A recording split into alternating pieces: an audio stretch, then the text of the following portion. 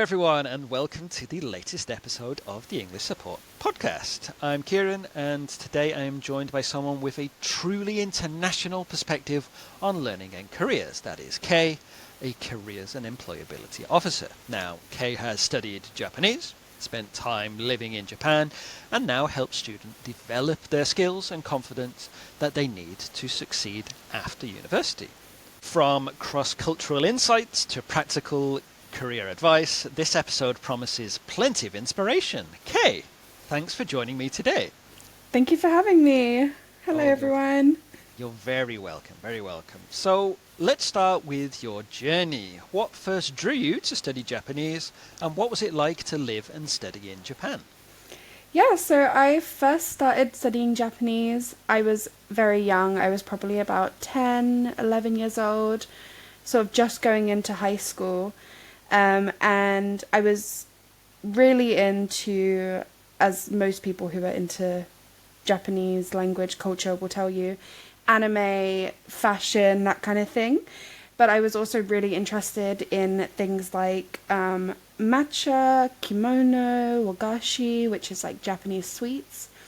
I was very much into like the delicate details of traditional Japanese culture.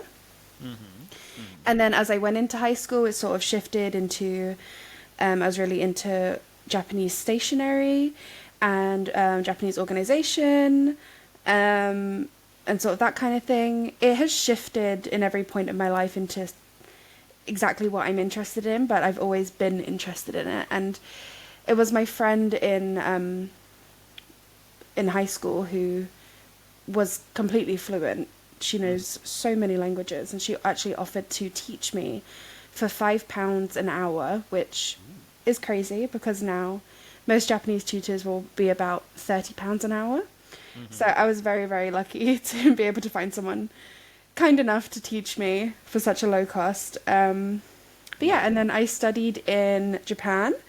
I studied in Utsunomiya, which is in the Tochigi prefecture, for my study abroad.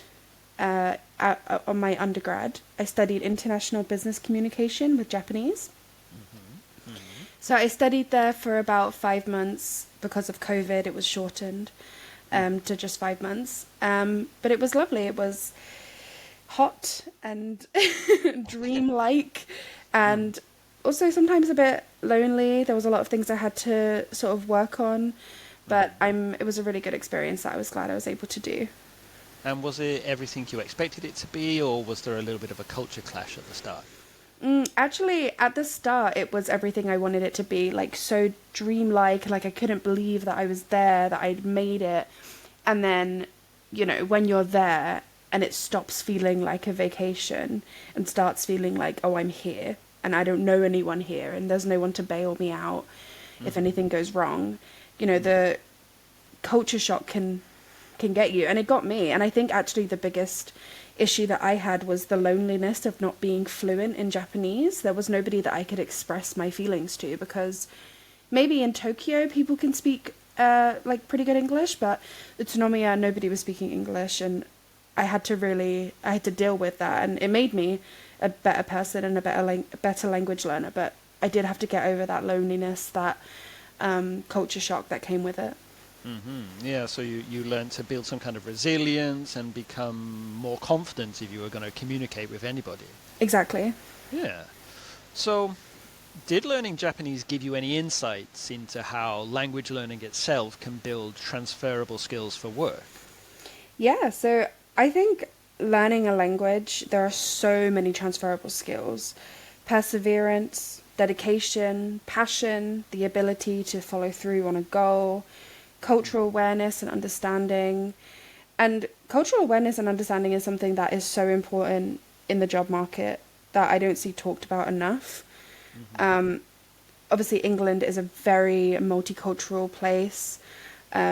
We have all walks of life, and your company needs to be able to reflect that, needs to be able to understand that and cater to everyone. And having staff that have every viewpoint, you know, the more diverse you have, the more viewpoints you have, which just makes your company better. And I think that that's a really, really good skill to have. Okay, that's good. And from your time in Japan, Was there one skill or one mindset that you gained that you still use in your work today? Yeah, so I mean, like I said, there were moments where it was really hard. And I think the one thing that I took away from it that I still think about to this day is the confidence in myself that I gained. The fact that I can do it, that I did it. You know, I come from a very non-traditional background when it comes to um, being an academic, being in academia. You know, both my parents, they don't work. I come from a low income family. I was the first person in my family to go to university, so I had no idea what to expect. Um, I have that non-traditional background, and it was the sort of look back and be like, oh, I did that. I did that all on my own. I did it well, you know. And now I get to really support people who are also in non-traditional households in academia. So yeah, that's one thing I would take away. It's the confidence in my ability to do things. Yeah, I guess like if you have the confidence and the resilience to live abroad and be in an environment where you're not completely proficient in the language and still to get along. If you can survive that, then you can basically survive anything. Yeah. Exactly, yeah. That was And exactly it. yeah, and I guess for students, then they've moved to the UK. They've developed their life here. Maybe they feel that they are not fully proficient, but the fact that you've moved here, you've shown that you have the skills to live and survive in another culture, then that achievement should be praised, basically. Yeah. That's exactly it. Like, you've done it. You've done this really incredibly difficult thing that takes a lot of skills that, you know, employers are looking for and that you'll find are very useful in your academic journey. You've done the hard part. You're doing it every day. You have that ability, and it's like sort of recognizing that you do actually have that ability, and that you have that, you know, that confidence in yourself. Yeah, yeah. I guess it's looking at things from instead of looking at your issues or problems, you should be looking at how far you've come. Exactly. Yeah. Exactly. So obviously you've lived and worked across different cultures. So from your perspective, what can students learn by comparing how careers are approached in Japan versus how they are in the UK? So Japanese, the career culture is very different, and it is, I would say, very, very strict. There are a lot of things that are expected of you. For example, Japanese people are often expected to work many, many hours of unpaid overtime. It's not uncommon to see businessmen just sleeping in a train station in Japan. There's that sort of like maybe overworked aspect that you find in Japanese culture that is like sort of a stark difference here. Like, if you're not getting paid for overtime, unless you really love your job and really love what you do and are doing it for your own enjoyment, chances are you're probably not going to do that overtime. And there's no expectation for you to do it either. So there is that sort of difference there. But I would say that the one thing that I've found is the same between the cultures is the importance of building professional relationships. Okay.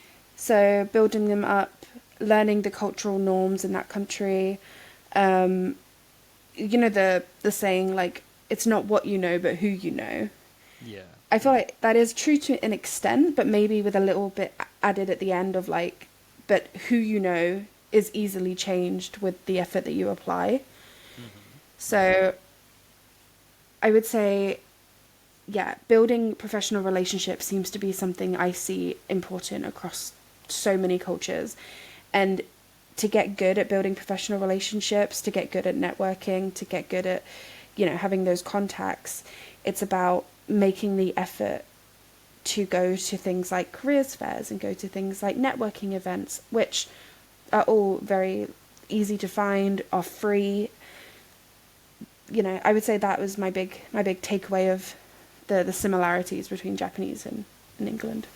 Okay. Well, that kind of leads us on nicely to my next question for you, because in your current role, you are responsible for organizing or encouraging students to go to careers fairs and things like that, um, amongst the more general idea of careers and employability. So, what do you think are the most common challenges students face when they are preparing for their future careers? Yeah, so I think with the students that I see, the number one issue that I think that they face is, again, confidence. People will often discount their skills or experience. I had a student come to me, and they said like, "Oh, I don't have anything on my CV. I have no experience. No job is hiring me." And I looked through their CV, and they have a master's degree, but they just got it in a different country. Hmm. I'm like, that brings so many skills, and you need so much knowledge and expertise to be able to get a master's degree. This is very like commendable. Yeah. Yeah. So yeah, I think it's about believing that you deserve it as much as anyone else deserves it. Hmm. Well, this is an idea that we often talk about here on the podcast, especially, well, more with regards to English language, but basically fake it until you make it with regards Mm-hmm. to confidence, because um, basically you should look at what confident people do, and you notice that they have these good first impressions. They are better at building those business relationships that you've talked about before. So maybe you've never done this before, or you don't feel like you're confident enough. But if you look at what other people do and copy them until you are confident, then that is a nice little stopgap. Would you agree with that? I absolutely agree. Yeah, I couldn't put it better. Yeah. Okay. So maybe there are some students listening who want to boost their employability while they are still at university. So what are some simple but effective steps that they can take right now? I love this question because I will scream it on the top of my lungs Hmm. constantly. Utilize the free things that are available to you as students. So, as a student, you have free access to like professional careers and employability team. You have access to the English support team, additional needs, well-being, all of those things. You have access to careers fairs and networking events. All of these things that are available to you for free and on your doorstep, and you need to utilize them while you can. Hmm. Hmm. So I would say go to your career and employability officer, introduce yourself, talk about your goals and your dreams, and, even if it's just to say hi and, build that professional relationship with them. And then I would say sign up to sites like Handshake and sign up to sites like Eventbrite and have a look at what's happening in your area. I know people who say, I have no professional experience. All of my experience is like fast food or, clothing stores or factories. And then I say, well, this event is happening for free online at like 7 p.m. All you have to do is like log on, and then on your CV that you can write that you've been to a professional networking event with like the CEO of Nike. Like there are Hmm. big events on these kinds of websites that students just don't utilize enough. So I would definitely say utilize the free things that are available to you.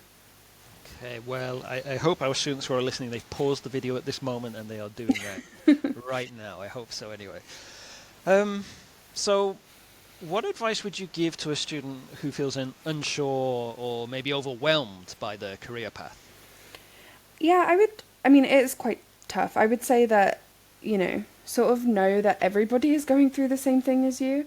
Like, it's not that, you're finding it hard because it's something about you. Everyone is going through the same thing. There's nerves and worry and anxiety, and even people who aren't students are going through that. And that's what I'm here to support you with. I can help when it comes to just breaking things down into steps and what to do first, and making things that little bit easier because I've been through it. It's my job to sort of like study how to do it effectively. If you Hmm. are overwhelmed, nervous, anxious, I really recommend reaching out to if you don't want to talk to me, maybe reaching out to your lecturers. These are like professionals who are doing the very thing that perhaps you want to do. They excel in their field, they have all of the knowledge, they've been where you are, they've studied the things that you're studying. Ask them for their advice. What did they do when they were in your position? What kinds of things did they do to make sure that they had the right experience and knew the right people?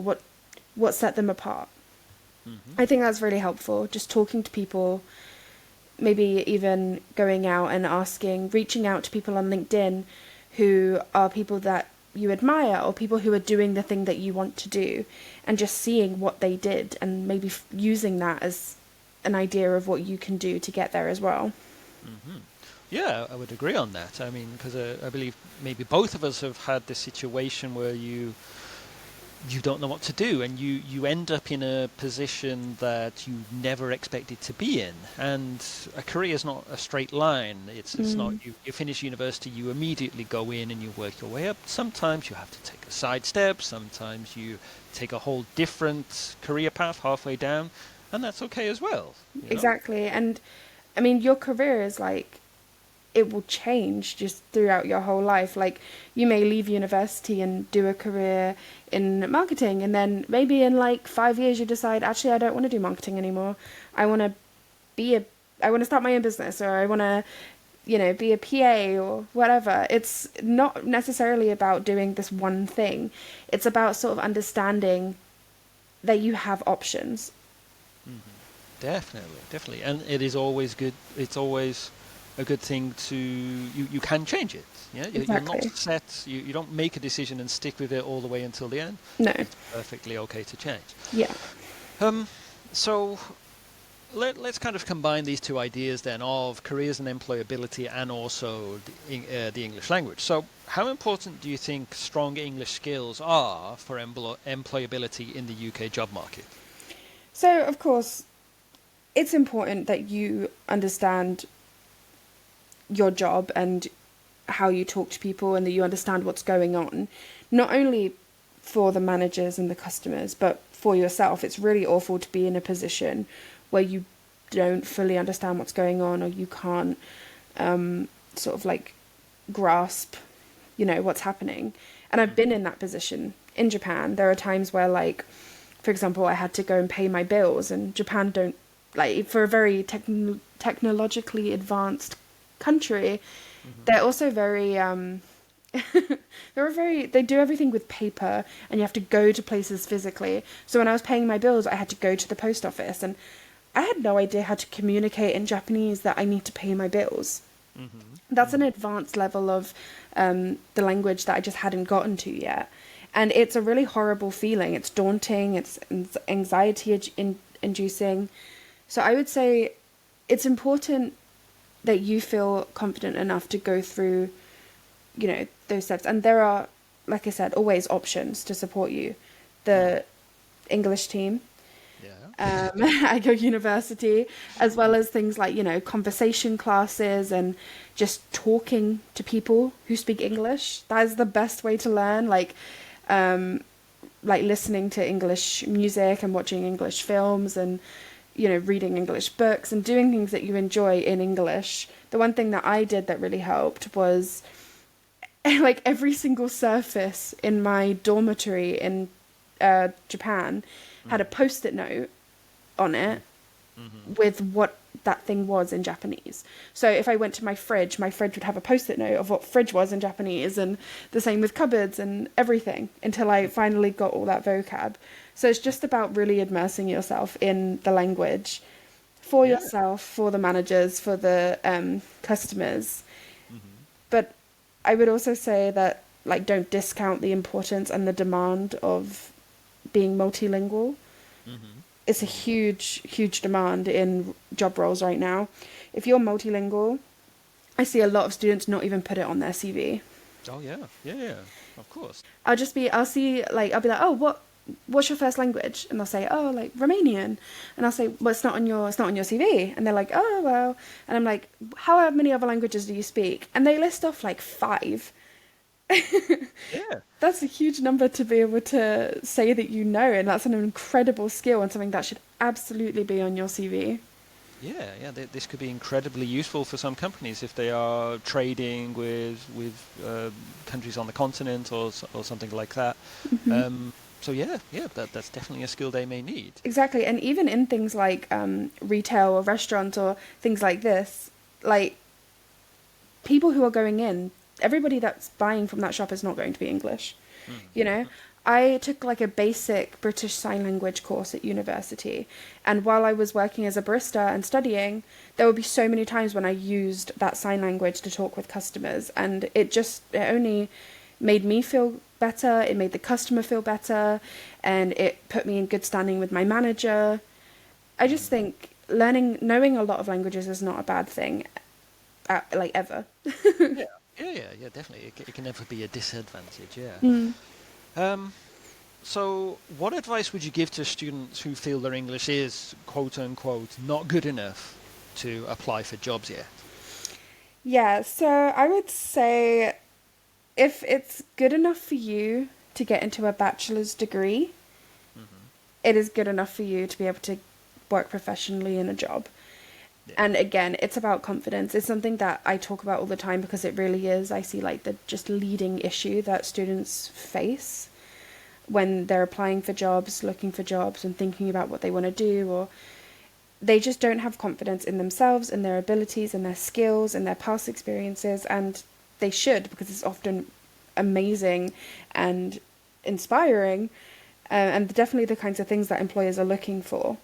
So Hmm. don't discount your ability. And also, if your English like isn't perfect, like nobody's really asking it, like Hmm. nobody's really asking you to be perfect at everything, but there are support systems in place, there are tools that you could use, and there are places that you could work that accept that. There's always going to be a fit for you. Hmm. Yeah, definitely. And there is nothing stopping you from improving while you are in the job. Exactly. Yeah. Um, so, considering it from the employer's point of view, then, so do employers usually focus on perfect grammar in these situations, or are they more interested in how confidently someone can communicate? I would definitely say with everything, communication is the key. I've had, like, in high school and college, university, I've had managers who, English managers, born and raised English, Hmm. who can't write coherent emails. Yes. But they are in a level of, like, a position of power because they believe that they can do that, and they believe in their practical abilities. Just because your skill set isn't super strong in one area doesn't mean it's not in another. Hmm. And yeah, I think communication is definitely where it's at. Okay. Well, in some senses, that kind of connects to the next question I was going to ask you, because do you think learning English also helps students to develop these other soft skills like adaptability, confidence, problem solving?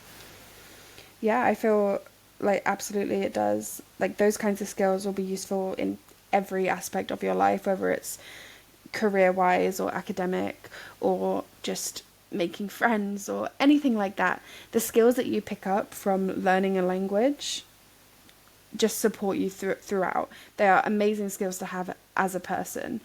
Um, the sort of there is a sort of like humiliation that comes with learning a new language that you have to get Hmm. over. Like, it Yes. is really embarrassing when you feel like you don't know a language well to go up to somebody who may be fluent and speak to them in that language and make mistakes. And, Hmm. so I'll give you an example. When I Yeah. lived in Japan, they have these amazing convenience stores. Hmm. Um, and I went into 7-Eleven, and every time you walk into a store in Japan, the cashier will greet you. They'll shout, "Irasaimasen," which means like, "Welcome to the store," right? Hmm. Like, there's no actual translation for it, but that's the general gist. Yeah. And every single store you walk in, either a member of staff will say that to you, or like a robotic voice will say that to you. Hmm. And for ages, I had no idea what it meant. And I just thought maybe it was like a semi professional way to say, like, hello.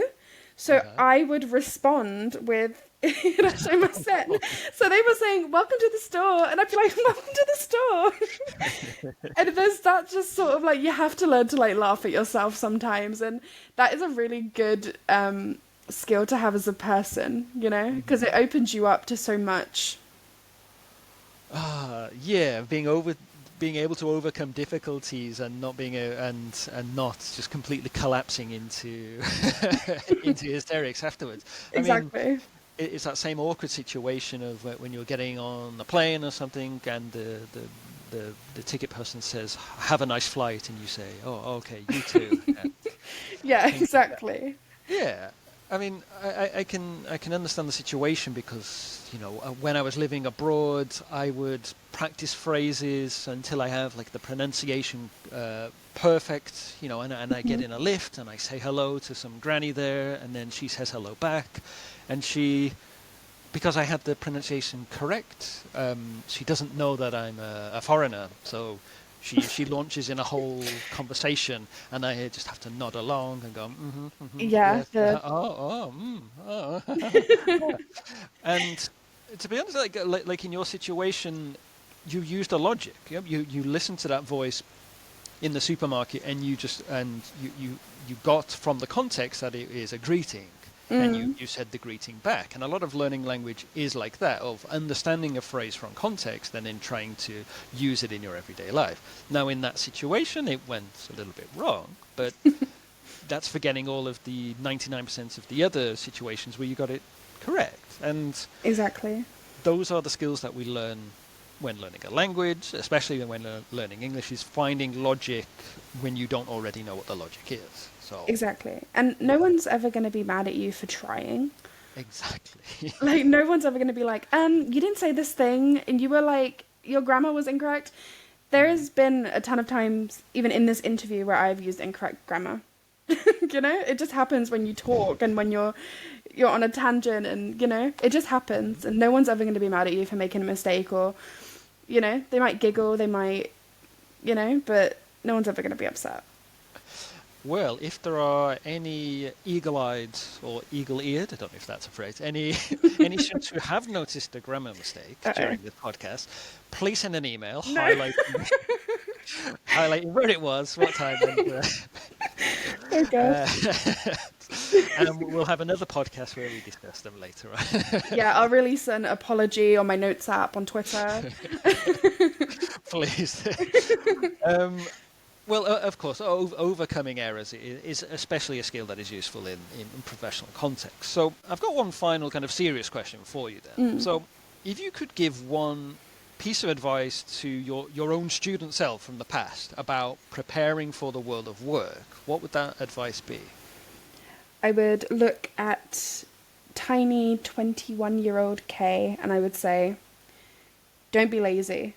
You will have to write 50 different cover letters for 50 different jobs. It's just the way it is. Mm-hmm. Apply early and apply to a lot. Definitely, definitely. And this has only intensified over the last few years. So. Exactly. I've had like students come up to me and they say, I'm applying for jobs and no one's getting back to me. And I say, okay, how many jobs roughly have you applied for? And they say, 5. You have to be applying sometimes for like 20 jobs like a day, Mm-hmm. especially if you're using things like Easy Apply on LinkedIn. Oh yeah, definitely, yeah. Yeah. So I And would say, yeah, apply early, apply to a lot, and put effort into your application. Don't be lazy. Don't use a, one size fits all. yeah, and try not to overthink it too much. Like if you don't apply for it, you're never going to get the jobs. You need to apply for it at some point. So Exactly. just go ahead and do it. Bite the bullet, so to Yeah, speak. they'll never hire you if they think you can't do it. So if they've hired you, it's confirmation in itself. Yeah, definitely, definitely. So I hope you don't mind, Kay. I've got a couple of quick fire questions before we finish. Let's do it. Okay, so I ask this question to everybody who comes on the podcast, and you are no different from the rest of them. So, coffee or tea to power you through a busy day? Matcha, always. Okay, and why is that? It's a bit more of a high caffeine count than even coffee, and it's has a really peaceful and beautiful routine that goes on to making it, and it's also just yummy.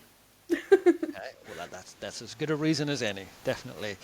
Um, what is your favourite Japanese word? Maybe komorebi, which means like, there's no direct translation, but it sort of means like sunlight that filters through the leaves on the trees. Okay, what a nice image on a kind of cloudy day in Manchester here in Always. Yeah. Um, is there a book, film, or TV series that has inspired you recently? Yeah, I love reading, so it's difficult to like narrow it down, but the book that will constantly inspire me and has inspired me through every aspect of my life is called The Anthropocene Reviewed by John Green.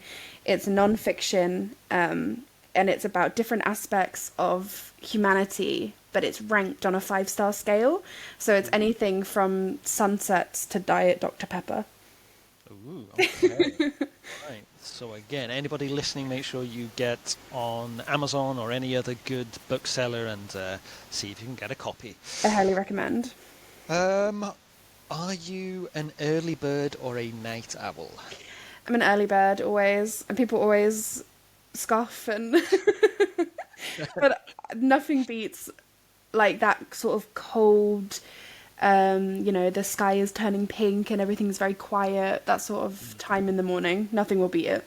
Oh yeah, definitely, definitely, and especially at the end of the day when you are leaving work early, the sun is still up, and you can get home and enjoy the rest of the evening. So, one piece of career advice you would give in just 3 words. Talk to Careers. Come and say hi to us. We are dedicated to you. Use us. Yeah, exactly. Yeah, make full use of it, and go to EST. Oh, no, I don't know if that works. Okay, but also go and see your English support tutors as well. I would suggest as well. But no, seriously, like these services are provided for the students, so just make full use of them. Don't feel like you are, taking advantage or something like that. We are here for you, so we're here to help you. Exactly. Well, Kate, it has been absolutely wonderful talking to you today. I've had fun. Thank you. I know, yeah, we'll have to get you back on at some point. So, yeah, thanks for sharing your insights and your experiences today. I'm sure the listeners will really value that advice that you've given, and that it will be both practical and inspiring for them. So it's been a pleasure having you on the podcast today. It's been lovely. Thank you so much for having me. All right, so everybody, do not be afraid to get in touch with Kay, and hopefully she'll have a full email inbox on Monday morning. I should hope so. All right, then. Thank you very much, Kate. Thank you.